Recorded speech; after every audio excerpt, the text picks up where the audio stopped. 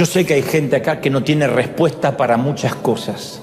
No sabes qué va a pasar, no sabes qué te va a deparar enero, no sabes qué te va a deparar el lunes que enero, no sabes qué va a pasar con tus hijos, ni con tus papeles, ni con tu negocio.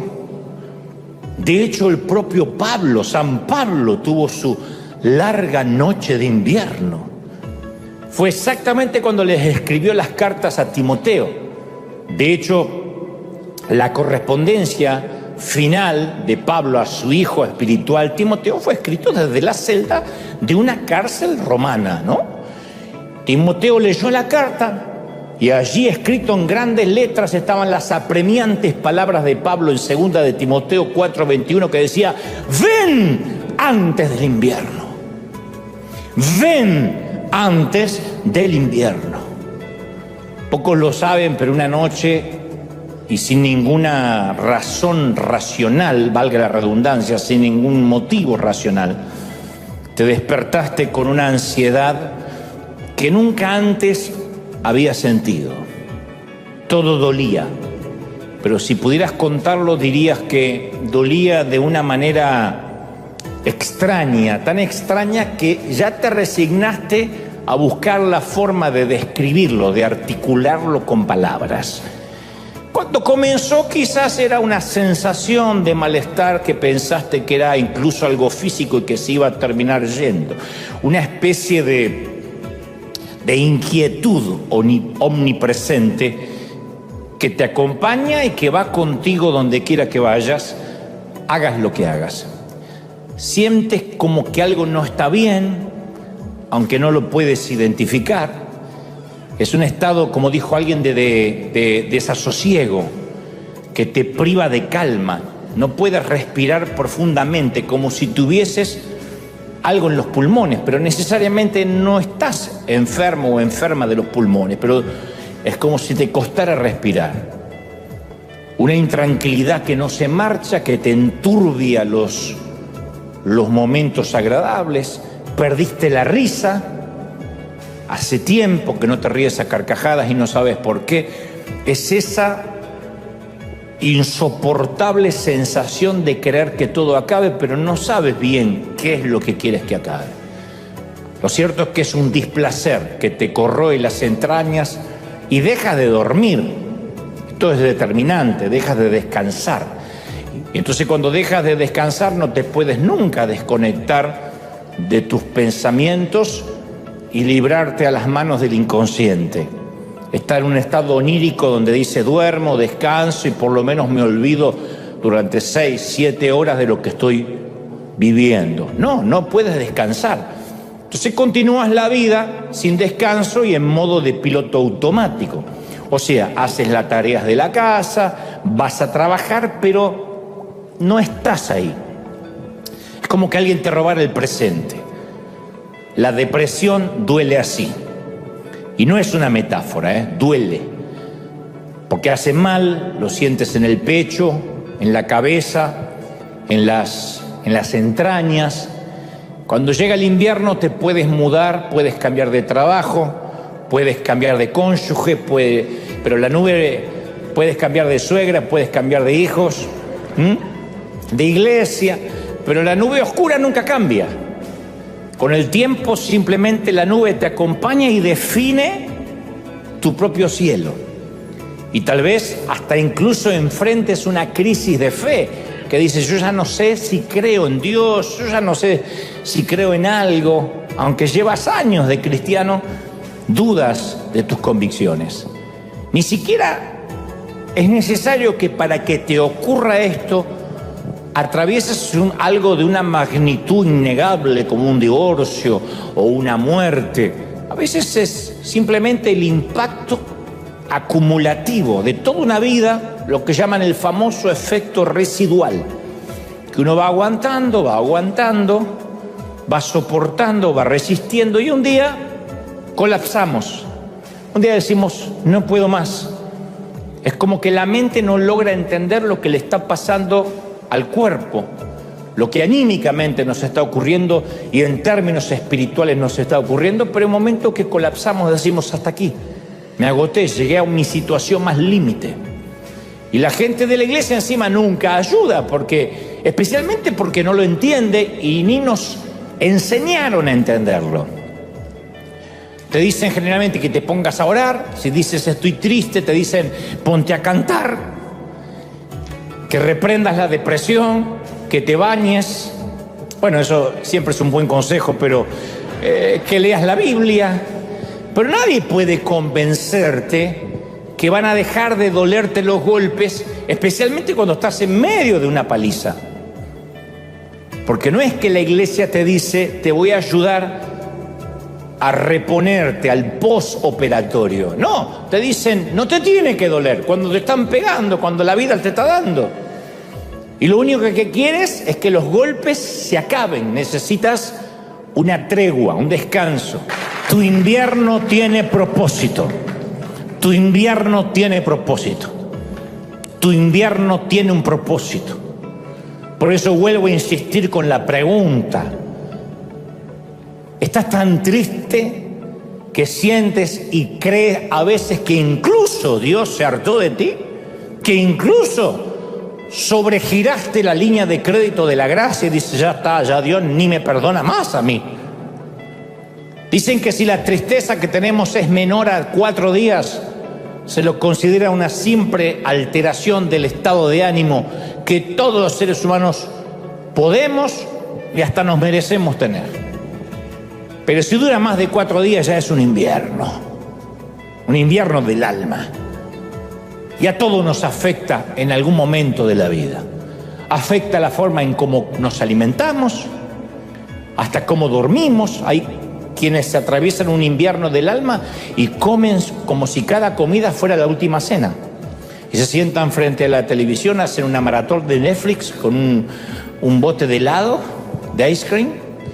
Y otro les afecta al revés, se les cierra el estómago y empiezan a enfermarse, a enflaquecer, les bajan las defensas. Afecta la manera en que nos alimentamos, afecta la manera en que nos relacionamos con los demás.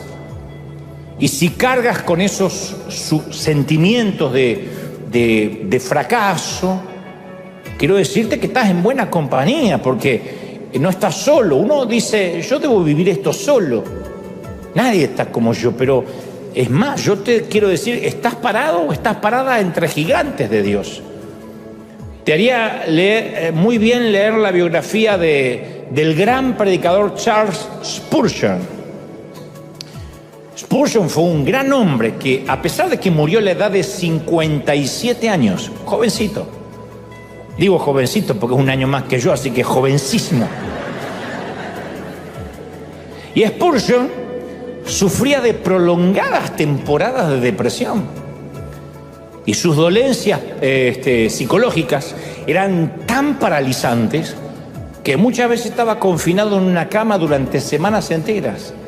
Y Spurgeon no veía esto como un demonio, lo llegó a ver como que estos problemas eran parte del proceso de Dios para con su vida.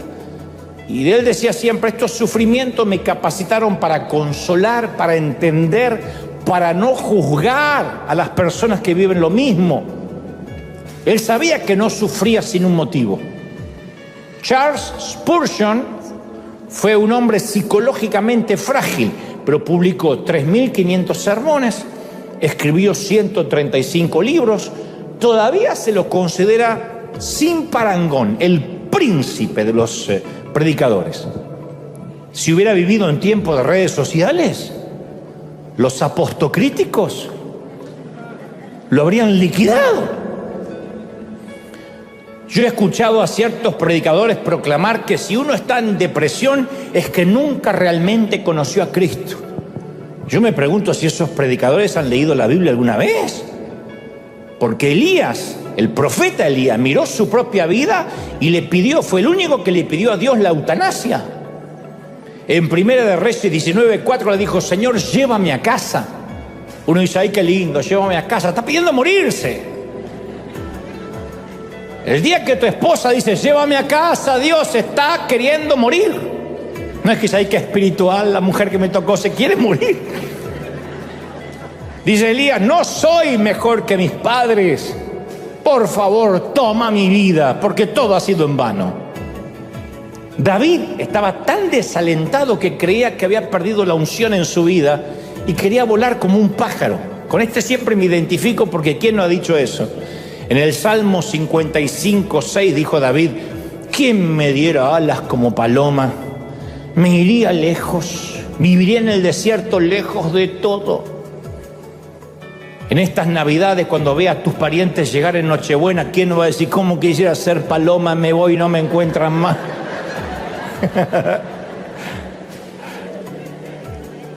Y el mismo David en el Salmo 38:6 suspira y añade: estoy encorvado. Encorvado, literalmente. No era una metáfora, una licencia poética. Se sentía encorvado. El monarca, el rey. Estoy abatido en gran manera. Me siento débil, deshecho. Mi corazón está angustiado, Señor. Yo sé que mi suspiro no te es oculto. Tú escuchas mi suspiro. Pero en este momento culmina David diciendo: yo soy un hombre que no tiene respuestas. ¿Puede que estés atrapado en una melancolía perpetua? Hay gente aquí o en casa que conoce ese solsticio de días sin sol y árboles desnudos. Yo conozco una mamá que sí, una mamá de 3 hijos, 2 en pañales y 1 discapacitado. Su esposo desertó, se mandó a mudar, como hacen algunos tipos que hacen de cuenta que acá no pasó nada, esta vida no me gusta, así que empiezo otra vida en otro sitio con una nueva mujer. Y esta mujer quedó con los 3 chiquitos. Uno de sus chiquitos necesita que lo alimenten, lo cambien y lo bañen de por vida, por el resto de su vida. La vida del niño y la vida de la mamá. Así que ella tiene razón en preguntarse si ese invierno a ella se le va a terminar algún día. Lo mismo se pregunta otro caballero cuya esposa no le pregunta qué quiere cenar, sino que le pregunta quién rayos es él, porque habían soñado con recorrer el país en un motorhome, en una casa rodante, pero hasta ahora está viviendo su vejez durmiendo solo y visitando a una mujer internada con Alzheimer que mira por la ventana formulando preguntas devenidas de la demencia. Y yo sé que hay gente aquí que se identifica con estos casos, tal vez no puntualmente con estos, pero con la misma sensación. Entonces, ¿cuándo fue que te diste cuenta que la vida no te iba a resultar como esperabas? Tus padres se divorciaron, tu cónyuge fue infiel, tu salud nunca mejora, está frágil. Es ese momento que uno se siente invadido por un frío siberiano que se asienta sobre nuestra vida. Tu mundo se convierte en un círculo ártico de días oscuros, noches largas, temperaturas que congelan la sangre. Los inviernos son parte de la vida, señores, son parte de la vida. Y por más que tratemos de abrigarnos y protegernos del viento, hasta el más saludable de nosotros puede caer con un gran resfrío o un gran tema pulmonar. Los días de verano es como que uno no le es difícil sentir a Dios. Yo nunca he tenido una experiencia mística o empírica. Me refiero a que nunca yo he tenido una epifanía, Dios se me apareció y me habló con voz audible, algo que incluya el departamento de efectos especiales del cielo. Nunca. Pero sí he tenido temporadas en que yo sentía a Dios muy cerca. Y cuando vivimos esos tiempos los recordamos como regalos. Son regalos, son momentos que no suelen ser la regla general. No es que Dios no quiera estar cerca, pero cuando uno recuerda esos momentos en que uno habla con Dios y se conecta con Él, es maravilloso. La vida no es un eterno verano tropical, salpicado con algunos inviernos de tanto en tanto. No, la vida es al revés, y no soy pesimista, soy realista. La vida es un invierno largo, salpicado con algunos pocos días de verano que uno tiene que saber atesorar. Quizás podemos mudarnos a alguna parte del mundo y evitar el clima frío. Hay gente que hace eso. Cuando llega el invierno, hace como los gorriones, se va para el otro lado. Y cuando del otro lado llega el invierno, se viene para este lado.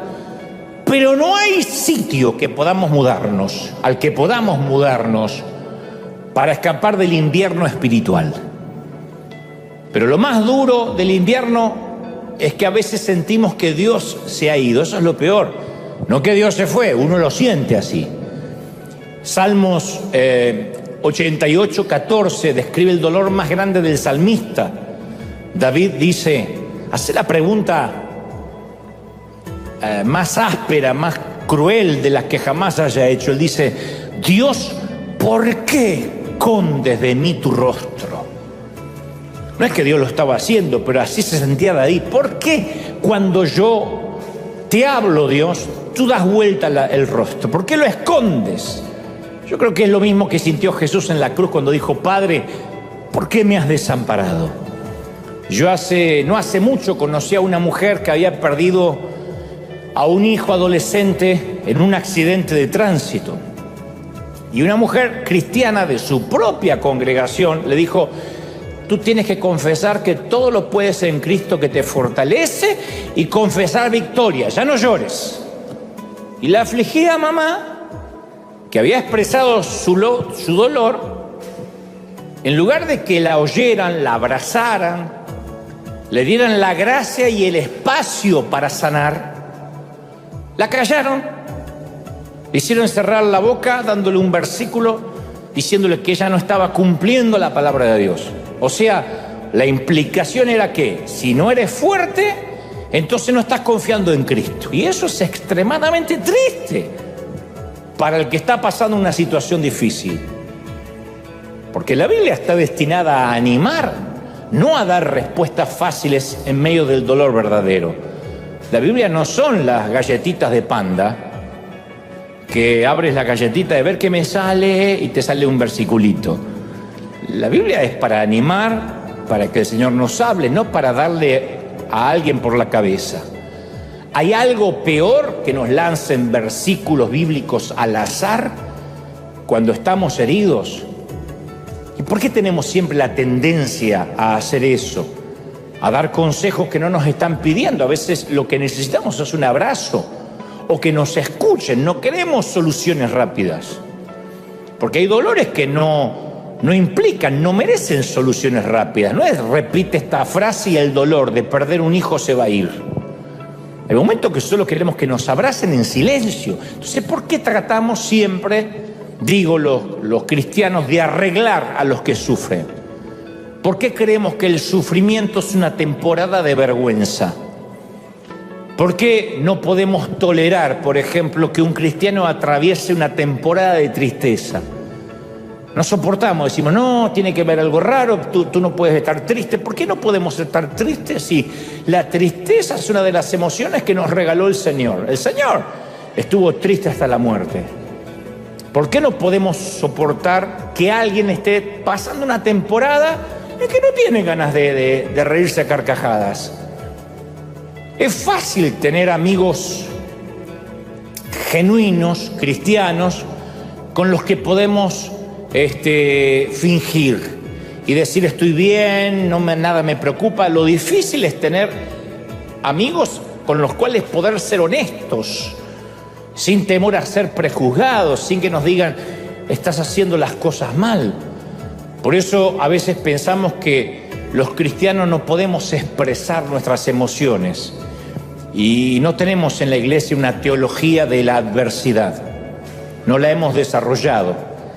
Como que el evangelio del empoderamiento permeó tanto la vida del creyente que escuchamos demasiado la palabra positivo, positivo, positivo, y se nos asegura que si practicamos la confesión positiva nos van a pasar cosas positivas. Y yo creo que sí, el optimismo es una gran cosa. Lo malo es que la vida no siempre es positiva. A veces en la vida las cosas no salen como lo esperamos, ¿o no? No siempre la vida es color de rosa. Y si nuestra mente está cableada o conformada para ser inexorablemente positiva, va a llegar el momento en que estemos viviendo en un metaverso imaginario, en un mundo sin sentido común. A mí me gusta ser positivo. Yo me considero un tipo medianamente positivo. No para decir qué bruto, qué positivo, pero medianamente positivo.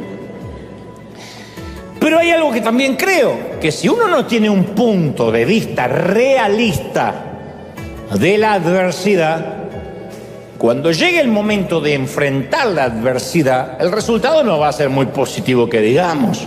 Uno tiene que ser realista, ni pesimista ni optimista, realista. El tema de fondo, insisto, es que no somos impermeables a los prejuicios de los demás cristianos.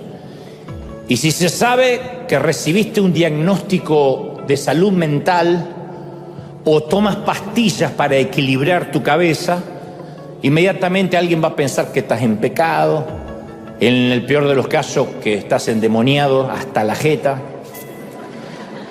Entonces, ¿qué haces? No buscas ayuda por miedo a ser señalado. Entonces los prejuicios evangélicos son un grave problema sanitario, siempre. La depresión duele de una forma completamente diferente a cualquier dolor físico que hayas experimentado. Porque el dolor físico uno lo puede localizar. Me duele la rodilla, me duele la espalda, tengo un problema en el hombro. La depresión duele todo. El diagnóstico es que muchos estamos atravesados por las noches de invierno. Y está bien reconocer que no estamos bien. Ahora, ¿cuál es el propósito? ¿Por qué tenemos que atravesar noches de invierno en la vida? Yo creo que una de las razones es que sufrimos de desorden, de déficit de atención espiritual. Yo pienso que a veces Dios tiene que irrumpir de algún modo en la vida porque inmediatamente lo sagrado se nos vuelve común. Yo digo, ¿por qué Dios no nos ofrece primavera todo el año? ¿Por qué no te casas y tu esposa es genial, nunca te hace un problema, nunca un sí, nunca un no? Es más, es sorda muda, es genial.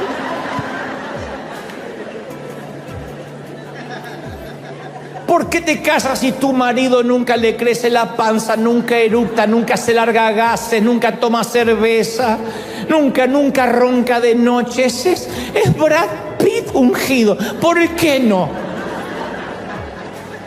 Porque tus hijos no son como los hijos de Charles Ingalls, porque se parecen más a los Simpson. ¿Por qué? Bueno, ¿por qué? ¿Por qué Dios no nos envía sueños, epifanías a todos nosotros cada noche? Digo, ¿por qué no nos enciende una zarza en cada esquina? Tal vez se deba a que Dios quiere que aprendamos a verlo en lo ordinario, en lo común, antes que dependamos de lo extraordinario. A lo mejor se debe a que si Dios tuviera que usar efectos especiales cada vez que quiere hablarnos, sería como una mamá que entrena al hijo a prestarle atención solo cuando ella grita. Que alguna tiene ganas de decir amén porque así entrena al hijo. ¡Mate! Nunca el nombre del apóstol estuvo en esa garganta como lo está a diario. ¡Mate! Porque queda más bien ¡Nabucodonosor! ¡Judas! Que estaría mejor. Pero le ponen nombre de cristiano. ¡Bartolomé! ¿Por qué desconectaste el pulmotor del abuelo? Esas cosas. Si entrenas a tu hijo para que preste atención solo cuando levantas la voz, vas a necesitar efectos especiales más fuertes cada vez para que te escuche, porque después se acostumbra a los gritos. Y una mamá lo que quiere es que el hijo, un papá también, el hijo escuche los susurros, los suspiros del papá. Entonces Dios quiere enseñarnos que esas temporadas álgidas de incertidumbre son procesos para crecer y para aprender a oír la voz de Dios. Pero debemos saber que Dios ve esa depresión. No es que nos abandona. Nos dice, voy a permitir una depresión y te veo de acá a 10 años a ver cómo te pegó. No. Dios dice en Éxodo 3:7, he visto la opresión, le dice a Moisés, que sufre mi pueblo, la opresión, estar oprimido. Opresión es lo mismo que depresión, es algo que está deprimido, chiquitito, algo que se contrae. Los he escuchado y conozco bien sus penurias. Yo me pregunto si Moisés lloró al oír estas palabras de parte de Dios. El Creador estaba conmovido. Los he visto llorar. No hay nada que conmueva más que Dios nos diga: te he visto llorar. Sea lo que sea que hoy te agobia, una larga enfermedad, una quiebra financiera, el sufrimiento de la familia, la confusión, insisto, una depresión inexplicable que no resiste análisis, una terrible pérdida. Quiero que hagas una pausa y escuches al Creador que te susurra: no te angusties, yo te he visto, te estoy viendo. Sé lo que pasaste, lo que estás pasando. Me importas. Me importas. Hace unos años atrás, varios años, yo pasé un periodo muy oscuro en mi ministerio, en mi vida. Y yo me acuerdo esos días con un dolor indescriptible. Y yo decía: Señor, decime en qué estoy mal. Y sentía que Dios tenía todo el derecho a retirarme todo. Esos momentos uno siente literalmente que hasta su alma está perdida. Y recuerdo que alguien me buscó incansablemente hasta dar con mi teléfono y me dijo: Dante, te voy a decir una bobería que ya lo sabes porque no te voy a enseñar a ti a predicar, pero Dios nunca te dejó de amar. Y me dijo: no sabes cómo te ama el Señor, príncipe. Es el mejor regalo que me pudieron dar, porque es una frase que yo después empecé a decir durante la pandemia. Él me dijo: Dios todavía te ama, Dios está contigo. Yo sé que no es una super revelación, porque es una verdad escritural, pero caramba que la necesitaba oír. A veces necesitamos recordar eso simplemente: Dios todavía te ama, ¿en serio? Y si eres un líder o un pastor, quiero que me mires. Una vez que Dios posee a alguien, esto no es una posesión de tiempo parcial, es de por vida. Dios nunca va a entregar lo que es suyo al enemigo, nunca. Jamás. Nunca. Nosotros podemos flaquear, podemos fallar, caer en pecados devastadores, pero una vez que Dios nos posee, Él no va a perder su interés en nosotros. Salmos 37, 28 dice: Jehová no desampara a sus santos, para siempre serán guardados, no para veces, para siempre. Entonces no hay pecado, no hay depresión que pueda causar que Dios pierda el interés en ti. Tú eres todavía su posesión adquirida. Y Él no regala sus posesiones, mucho menos si le costó la sangre de su Hijo. No la regala. Pablo también, además de una cobertura, pide un libro. Yo digo, qué pedido extraño, ¿no? Para un hombre que está sentado en el corredor de la muerte. Yo pediría una buena hamburguesa, tal vez. Si sé que me voy a morir, total, ¿qué importa? Mucho gluten. Pero le pide un libro. Él manda por un libro, ¿por qué? Porque todavía está vivo. Y mientras vivamos, tenemos que continuar alimentándonos, creciendo. Pablo propuso en su corazón que iba a continuar alimentando su mente y corazón hasta el último día. La lectura fue su última dieta, su última comida del alma. Algunos dirían: ¿y para qué aprender más? Si ni vas a salir de la cárcel y te vas a morir.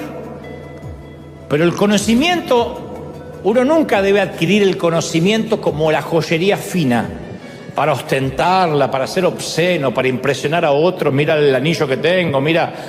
No, yo no sé qué libro pidió Pablo, pero sí sé que su motivación para leer no era prepararse para la siguiente conferencia que iría como orador invitado, que es el mayor peligro de los oradores, que cuando leemos la Biblia profesionalmente y la dejamos de leer devocionalmente. Hay veces que uno lee la Biblia, hay muchos predicadores que leen la Biblia para enseñarle a otros, y podemos llegar a ser como esos hortelanos que cosechamos para darle de comer a todos mientras nosotros nos morimos famélicos, muertos de hambre.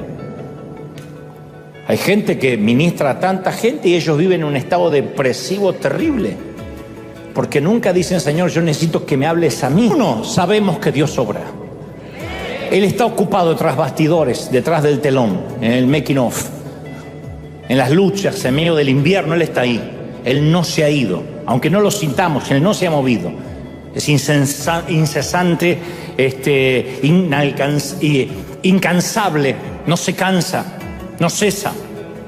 Número 2, Él nunca deja de obrar para nuestro bien. No para nuestra comodidad, no para nuestro entretenimiento, sino para nuestro bien. Número 3, para hacer esto Él usa todas las cosas. Todo está incluido. Dios no obra a través de algunas cosas o solo con las cosas buenas o con las cosas mejores. Él usa todas las cosas, las malas, las buenas, las primaveras, los veranos y los inviernos. El número 4, Él obra para el bien de quienes lo aman. A los que confían en Dios le ocurre siempre un buen final. No somos marionetas a merced del aleteo de un insecto, no. Estamos seguros en las manos de Dios. Si los peces están seguros, si los pájaros están seguros, ¿cuánto más nosotros no vamos a estar seguros en las manos de Dios? ¿Sí o no? Mira, te voy a decir una verdad muy cruda. La gente va a olvidar todo lo bueno que hiciste por una sola cosa hecha mal al final. Es así. Pasa con deportistas, no va a pasar con nosotros. Un boxeador que pierde una última pelea, la gente lo denigra, lo critica, no importa que se haya ganado varios campeonatos antes. Sé que no está bien, parece injusto, pero es la cruda verdad. Entonces el apóstol Pablo no solo le enseña a Timoteo cómo empezar, le dice cómo terminar. No te entregues, no te rindas, no abandones, no tires la toalla, porque la corona que me espera a mí, le espera a todos los que acaben como yo. No importa si acabas en invierno o en verano, en una celda o en una mansión. Eclesiastés 7:8 dice: mejor es el fin del negocio que su principio. ¡Qué final grandioso! Cuando el libro se cerró, se dobló el abrigo y se escribió la última anotación. El anciano Pablo había mantenido su integridad y había logrado atravesar su invierno con dignidad, estoico, con la mirada en alto, con una convicción firme. Enfrentó la sentencia de Nerón y del Imperio Romano. Allí fue decapitado a los pocos días y por lo tanto relevado de sus funciones del reino. Y hasta tanto nosotros nos toque ser relevados de nuestras funciones del reino y de nuestro llamado, hasta que nos diga el Señor: entrega tu placa y tu pistola, hay que permanecer. Sin lucha no hay fuerza, sin las montañas no hay cima, sin los contratiempos no hay destino, sin climas helados no hay propósito. Entonces hoy, aquí y en casa, hazte un favor, hazme un favor, hazle un favor al Señor también de alguna forma. Vamos a bendecir y agradecer por nuestras noches de invierno. Pero la depresión, la tristeza no se deja comprender y no tiene una solución inmediata. Y no eres plenamente consciente de que algo anda mal hasta que algo se rompe en tu interior. Y te niegas a pensar que es una enfermedad, que es una patología. Dices: no, es un estado de ánimo, debe ser porque estoy bajo estrés, bajo surmenage. Pero la tienes. Y no se soluciona con un par de suturas. Ojalá fuera una herida que se soluciona con un par de suturas y un apósito. Mucho menos con que te oren o que pases adelante y te impongan las manos. Ojalá fuera así de fácil. Ahora es cuando yo quisiera estar equivocado y que alguien me diga: sí, se resuelve con una oración rápida. Pero no. ¿Cómo reparas algo que sabes que está dañado, pero no sabes cómo está dañado ni en dónde? ¿Cómo sabes? Tú solo sabes que tienes un letargo, un desasosiego, una desidia que no puedes explicar. La depresión es un camino a través de una noche de invierno que no se termina, sin señales, sin un destino claro. La depresión, yo siempre digo, es un parásito en el corazón y en la mente. Un parásito que entra porque entra y que no hay razón aparente por qué lo dejamos entrar y reproducirse. Y es una condición humana que no respeta la estatura espiritual de nadie y se siente casi a nivel arterial. A fines de agosto del 2018, 2 años apenas antes de la pandemia, aquí muy cerquita el pastor Andrew Stocken, yo te lo conté, en una iglesia de Chino, California, se quitó la vida por depresión. Querido pastor, joven, ministro de tan solo 30 años, 3 niños pequeños. Y su esposa declaró, después de que él se quitara la vida, dijo: yo no entendía la profundidad de su depresión ni la lucha emocional que estaba enfrentando. Todos nos dejábamos engañar con su aparente carisma y sonrisa, porque era un tipo muy carismático, no era un tipo que ustedes dicen, y se veía venir depresivo. Un tipo, ustedes buscan sus videos, Andrew Stocken, y es un muchacho cool, con buena onda, con mensajes motivacionales. Ni su esposa se dio cuenta que había una implacable batalla espiritual envolviendo la vida de su marido. Estaba atravesando el invierno y aparentemente ni él ni ella lo pudieron discernir. Y eso sucede porque muchas veces los cristianos creemos que la ansiedad y la depresión son problemas que se arreglan con una oración rápida, o declarando victoria, o decretando que somos libres. Decrete que es libre. Hay un respetado médico cristiano que dijo hace poco: nuestro mayor problema es que pusimos a las enfermedades mentales en las categorías de las luchas espirituales. Uno no pondría una enfermedad del corazón en la categoría de las luchas espirituales. Nadie se avergüenza de contar que se fracturó la pierna, o que tiene asma, o que incluso tiene diabetes, pero siempre estamos ocultando la depresión. Nos da vergüenza. Y como si esa ignorancia no bastara, le sumamos la idea errónea de que los pastores, los líderes están más cerca de Dios y no luchan contra la depresión o no pasan inviernos crudos. Dicho sea de paso, si hay alguien aquí que tiene un ser querido que se ha quitado la vida por depresión y se pregunta, que es la pregunta siempre recurrente, si algún día lo va a volver a ver, yo tengo algo que decirte. Hace poco leía un libro cristiano acerca de los mitos del suicidio y un reconocido teólogo afirmaba: si eres aceptado en el cielo o no, no tiene que ver por cómo mueres, sino a través de la relación personal que tenías con Jesús. Convengamos que el suicidio es pecado porque es un acto injustificado de quitarse la vida. La vida es preciosa y Dios es el dador de la vida. Sin embargo, el suicidio no determina el destino eterno de una persona, porque nuestro destino eterno descansa únicamente en la gracia de Dios. No hay quien le pregunte qué haces. No hay quien le pueda decir qué haces.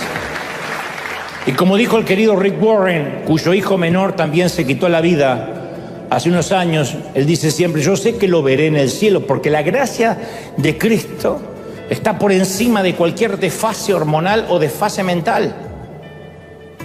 Y sigo con Pablo. Antes de su invierno, Pablo pide las 3 cosas que todos necesitamos para completar nuestro propósito durante el invierno: un abrigo, un libro y papel.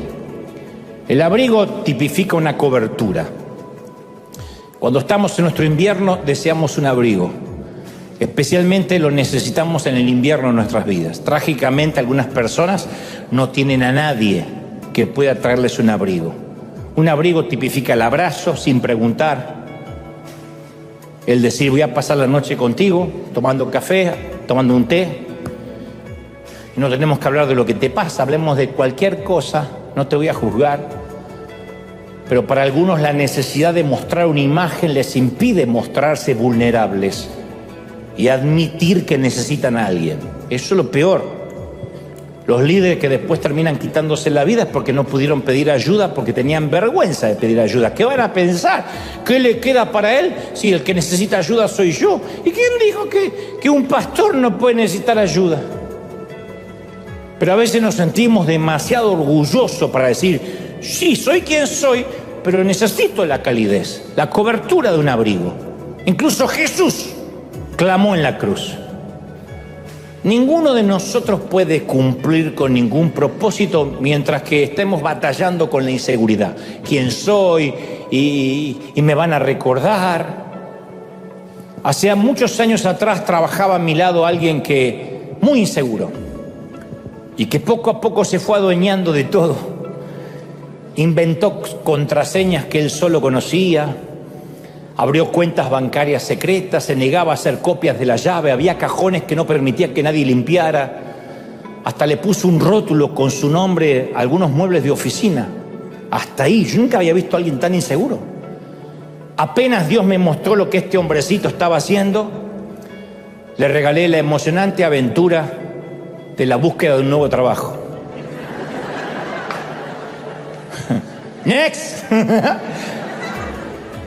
Los líderes seguros no son territoriales, no son posesivos. La gente insegura tiende a usar la gente en lugar de desarrollarla. Segunda de Corintios 12:14 dice, pues no deben atesorar los hijos para los padres, sino que los padres deben atesorar para los hijos. La gente segura, la gente bendecida siempre deja una bendición. El techo de una generación siempre es el piso de la próxima. El Salmo 1:3 afirma, será como árbol plantado junto a corrientes de agua. ¿Se acuerdan? Que da fruto en su tiempo, su hoja no cae, su hoja no cae. Fruto en su tiempo, a veces no va a haber fruto, pero la hoja nunca va a caer. Entonces no permitamos que nuestra hoja se marchite solo porque nuestra temporada de frutos se está terminando, solo porque es invierno. La hoja tiene que estar ahí. Porque que no demos frutos o que se marchiten las hojas son dos cosas diferentes. Cuando nuestra estación fructífera finalice, tenemos que mantener las hojas. El que tiene oído que oiga y el que no pregunte en casa de qué cuerno estoy hablando. Cuando dejemos de fructificar, mantengamos las hojas. ¿Qué son las hojas marchitas? La muerte inminente del árbol. Pero debajo de nuestras ramas, aunque no haya frutos, tendríamos que ver brotes que comienzan a emerger. Ya no podemos producir manzanas ni durazno, pero pueden que esos brotes sean nuevos árboles que de alguna forma algún día van a dar nuevos frutos. Ya no los vamos a dar directamente nosotros, pero vamos a seguir produciendo a través de otras vidas, como hacemos con nuestros hijos. Ellos van a lograr cosas que nosotros no vamos a lograr por cuestiones de tiempo. Porque ya el tiempo no nos da. A ustedes menos que yo soy más joven que ustedes, pero a ustedes no les da. En resumen, no le digas a Dios cuán duro es tu invierno. Dile al invierno cuán grande es tu Dios. ¿Sí? Cuán grande es tu Dios. Y yo te invito a aceptar la invitación del salmista que dice, engrandezcan al Señor conmigo, exaltemos aún a su nombre. Salmo 34:3. Dios no necesita que lo agranden, Él ya es grande. Es una metáfora de decir, vean lo grande que es, cobren perspectiva. Pero nuestra tendencia es agrandar los inviernos. Y miramos con la lupa el diagnóstico, la enfermedad, la deuda, la suegra. Lo miramos con la lupa. Ya la suegra es terrorífica de por sí, imagínate con lupa. Pero debemos meditar menos en el invierno y más en el Señor. Menos en nuestra tristeza, en nuestra celda, y más en su poder. Yo a veces me pregunto si nos olvidamos lo inmenso que es Dios, y yo creo que sí. Tiene que ver con que lo sagrado se nos vuelve común. Somos animales de costumbre. ¿Conocemos a aquel ante quien nos reunimos? ¿Entendemos que los demonios le temen y huyen solo al escuchar su nombre? ¿Comprendemos la grandeza de Dios o venimos a la iglesia y bostezamos como pasajeros adormecidos en el vagón de un tren? ¿Estamos conscientes de su gloria? Dios decide. Dios es soberano. ¿Cuántos creen de que Dios es soberano? Él sabe. Él permite lo que tiene que permitir. Nada pasa debajo del sol sin que Dios lo sepa. No es un insecto, no es una mariposa, no es causa y efecto, no es casualidad, no es suerte, no es timba. Esto es Dios cerrando, abriendo puertas, entrenándonos. Y ten por seguro que a Dios no le importa cuándo lleguemos a la meta, sino cómo lleguemos hasta ahí. Y si va a tener que procesarnos, lo va a hacer. Algunos son fáciles de escuchar la voz de Dios. Celebro si eres así. Si acá hay gente de los que dicen, sí señor, ¿cómo? Te celebro. Pero si eres cabezón como yo, vas a necesitar a veces la brida, el freno. Vas a necesitar que a veces Dios te cierre con cerco de espinos, que te lleve y permita ciertas crisis controladas, controladas. Como cuando uno le deja nadar al niño en la piscina y él cree que está solo en el océano, pero el papá está ahí o la mamá está ahí controlándolo. Los inviernos son controlados. En realidad no es un gran invierno ártico, estás en un invernadero. En realidad es un invierno controlado chiquitito así, pero para nosotros se nos hace eterno. Pero Dios dice, te voy a tener ahí, sé cuánto puedes soportar. Yo sé cuánto tú puedes tolerar. Y sé cuál es tu nivel de resistencia y de qué estás hecho. No voy a permitir que te quiebres, no voy a permitir que te pierdas. No voy a permitir que la depresión te haga olvidar quién soy. Yo sé que la depresión no se va a ir ahora, ni siquiera con esta próxima oración. Pero por Dios, lo que quiero que te vayas de aquí es pensando que nada de lo que te pasa, nada, ni lo alto, ni lo profundo, ni la depresión, ni el estar exaire, ni lo presente, ni lo porvenir, ni ninguna otra cosa creada podrá separarte del amor de Dios que es en Cristo Señor nuestro. Nada. ¿Estamos de acuerdo?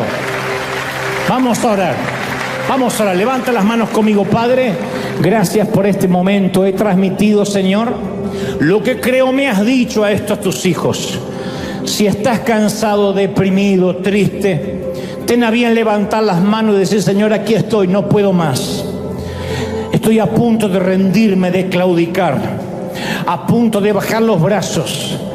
Pero el Señor me dice que te recuerde que falta poco para la meta. No te entregues, mami, no te entregues, papá. Hijo, no te rindas. Vamos, continúa.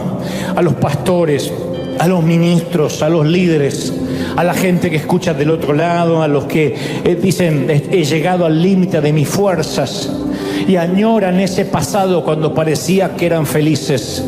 El Señor dice, si yo te hubiese dejado en el pasado y no procesara tu presente, nunca tendrías el futuro que yo he preparado para ti. Vamos, toma el futuro, arrebata esa palabra, arrebata, bendice tu soledad, bendice tus tiempos de crisis, bendice tu invierno.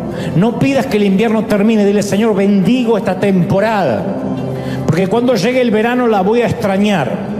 Bendigo el invierno, bendigo este otoño, bendigo este tiempo de invernal, de frío, de desazón, los días en que no tengo ni fuerzas, pero sé que de alguna forma tú te vas a valer para que esto valga la pena. Hay propósito, hay propósito. Vamos a pedir al Señor el abrigo. Señor, trae una cobertura sobre estos hijos tuyos que hoy sufren, los que están tristes. Trae la cobertura, un abrigo, que sientas ahora la sensación de algo que te cubre, algo que una manta que cae sobre ti. Esa sensación que te envuelve, imagina que estás en plena ventisca, en plena tormenta de la nieve, y de pronto te envuelve en un gran tapado, en una gran piel el Señor, y te dice: no tengas miedo, no tengas frío, he aquí, yo te voy a arropar, yo voy a calmarte, yo traeré una protección. Los que confían en mí no se moverán, no claudicarán. Los que confían en mí están plantados y fundamentados sobre la roca.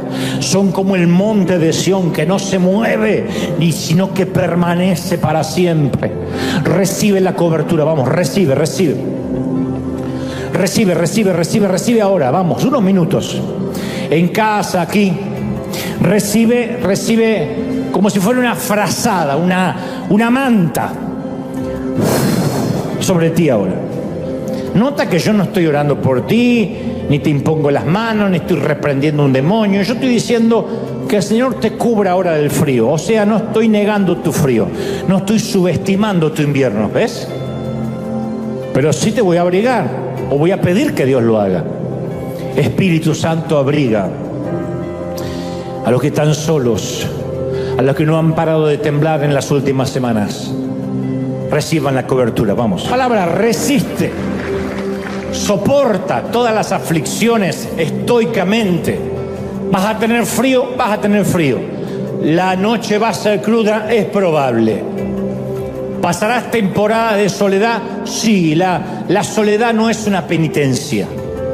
La soledad son tiempos en que Dios nos separa para que podamos aislarnos de un montón de voces que nos dicen qué hacer para poder escuchar la voz de Dios. Hay un montón de gente que dice: Dios me dijo, pero en realidad Dios no le está diciendo nada. Es un montón de voces que hablan en nombre de Dios. Y escucha al religioso que le dice lo que cree que tiene que hacer. Y escucha al cónyuge que le dice lo que cree que debería hacer. Y escucha al hijo y escucha al padre y escucha al pastor. Y hay un montón de gente hablando. Y yo he aprendido que cuando estás en una cabina de comando, en un helicóptero o en un avión, tienes que tener los auriculares y solamente escuchar la torre de control. Nunca vas a ver un piloto que le sale a la cabina y le pregunta a los 300 pasajeros: ¿para dónde vamos? Hay turbulencia, ¿qué me aconsejan hacer? Nos ponemos a orar. Escuchen lo que le dicen en la torre de control. Gire el avión hacia la derecha, vamos a evitar esta tormenta, vamos a evitar la turbulencia, etcétera. O la vas a atravesar en su defecto porque no hay gasolina para dar vuelta. Lo que sea son las instrucciones de la torre de control. Y para eso necesitas aislarte. Entonces hay gente que el invierno lo sienten como aislamiento. Como que se acabaron las voces, como que hay amistades que Dios te sacó. Como hay relaciones que Dios cortó por un tiempo, algunos para siempre, otros por un tiempo.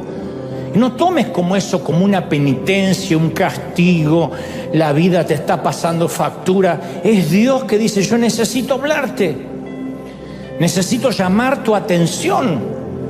Y en el invierno uno medita, en el invierno no hay distracciones, no hay gritos en la plaza, no hay playa, no hay gente pugnando entrar al mar. Estamos nosotros, en el mejor de los casos, una chimenea, un libro, una Biblia, y a escuchar a Dios. Y eso te va a dar fuerza para todas las temporadas que van a venir.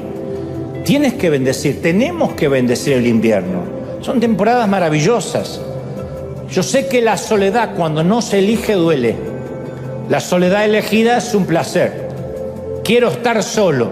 Pero cuando nos toca, cuando no tienes ni un gato, y te dice: al final soy una solterona, un solterón, un viudo, una viuda, o lo que es peor, estoy casado, casada, y me siento más solo que Kung Fu. Y uno dice: ¿por qué me pasa esto? No estás terminando tu carrera, no todavía. Dista mucho de terminar tu carrera, tú no has terminado. Tú terminas cuando yo digo, dice el Señor. No te entregues. Yo nunca dije que has terminado. Todavía tengo propósito para ti y tienes que aprender. Así que abre el libro en casa y dile: Señor, ¿qué quieres enseñarme? Espíritu Santo, ayúdame a ver esto con ojos nuevos. Ya no voy a maldecir este tiempo, sino que quiero aprender. Eso tipifica el libro. ¿Qué te va a enseñar este invierno? Cuanto más rápido aprendas, más rápido sales. Más rápido aprendes, más rápido sales. No lo evites. Dile, Señor, yo quiero terminar el invierno, pero ¿qué tengo que aprender? Si no aprendo, vuelvo a pasar el invierno, o lo que es peor, no se termina nunca. ¿Qué tengo que aprender? Lo sabrás ahora, o en casa, o durante la semana. Y tercero, un papel que tipifica a quién tengo que bendecir, qué legado tengo que dar después de esto, o durante mi invierno. ¿A cuánta gente que la está pasando igual que tú y tal vez necesita una palabra de aliento, un abrazo, un yo también? En vez de decirle a alguien, alégrate, ¿por qué no le abrazas a alguien en algún momento de esta semana y le dices, yo también, yo te entiendo porque estoy pasando lo mismo? Y te va a decir, estoy terriblemente triste, y le vas a decir, yo también, y no sé por qué. Oramos juntas. ¿Qué te parece si oramos juntos? ¿Qué te parece si nos sostenemos? Si no hay ganas de orar, nos abrazamos y tomamos un té. Eso tipifica el papel. ¿Qué legado vas a dejar? ¿A quién vas a bendecir? Porque Dios no te va a usar como canal de bendición en los veranos solamente, sino en los inviernos. Cuanto más yo he sido de bendición a la gente, es cuando he pasado crisis, porque los he entendido, no los juzgué. Y Dios permite lo que estás pasando porque te quiere enseñar, porque te quiere bendecir, porque quiere abrir puertas que nunca te abrió antes. ¡Oh! Bendito eres, Padre. Gracias por esta mañana, tarde o noche. Bendigo a los que han escuchado este mensaje, los que han atravesado el invierno. Gracias, Dios, por esta cuna de campeones. Gracias, Dios, por estos generales. Gracias, Dios, por esta gente maravillosa. Bendigo su salida, su entrada, su acostarse, su levantarse, los bendigo en sus pensamientos más íntimos, en sus suspiros más anhelados. Declaro, Dios, que este bimestre, noviembre y diciembre, será un bimestre de entender, comprender y transitar el invierno, sabiendo de que hay un propósito, de que todas las cosas ayudan para bien. Y esto es a todos los que a su propósito son llamados, a todos los que aman y son amados por Dios. Los bendigo. Soltamos sobre ellos bendiciones. Declaramos a toda esta gente bendita en el cuerpo, en el alma y en el espíritu. Amén y amén. Gloria a Jesús. Sean bendecidos en todas las áreas. Dios te bendiga, Dios te guarde y haga resplandecer su rostro sobre ti. Chau, chau, chau, chau.